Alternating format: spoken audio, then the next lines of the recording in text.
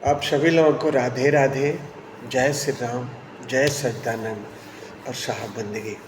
मैं दिनेश मिश्रा अपने गुरु श्री प्रेम रावत जी की कहानियाँ मैं पढ़ता हूँ। उनका जो मेन ज्ञान है आत्मज्ञान। आप अपनी आत्मा को पहचान लें कि आप कौन हैं, कहाँ से आए हैं और आपको यहाँ से जाना है। कहाँ जाना है पता नहीं, क्योंकि संत सम्राट सदगुरु कबीर के शिष्य हिंदू भी थे और मुसलमान भी थे।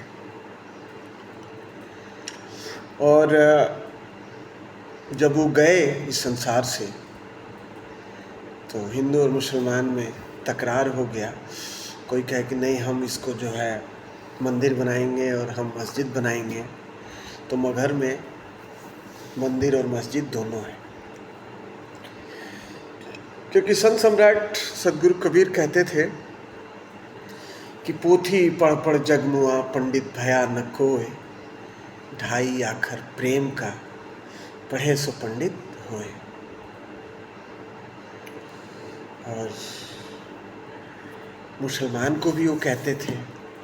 उन्होंने किसी को छोड़ा नहीं।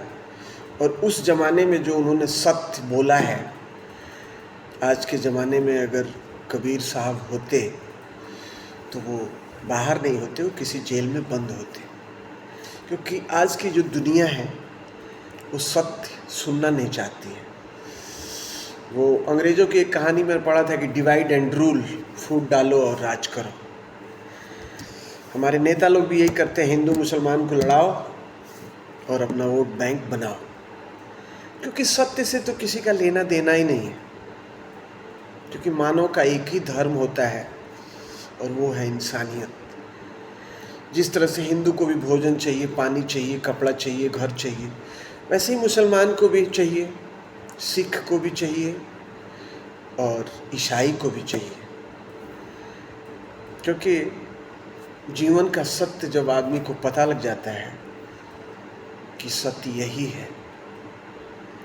मैं आजकल के बाबा लोगों को देखता हूँ नाम दान देते हुए, तो मेरे को लगता है कि इस नाम का जाप करने से ये होगा, इस नाम का जाप करने से ये होगा। लेकिन हमारे सदगुरु श्री प्रेम रावत जी कहते हैं कि जो तुम्हें जाप ही करना है तो अपनी श्वासों की जो माला है, जो आ रही है और जा रही है, इसको पहचानो और इसको पहचान के जाप करो।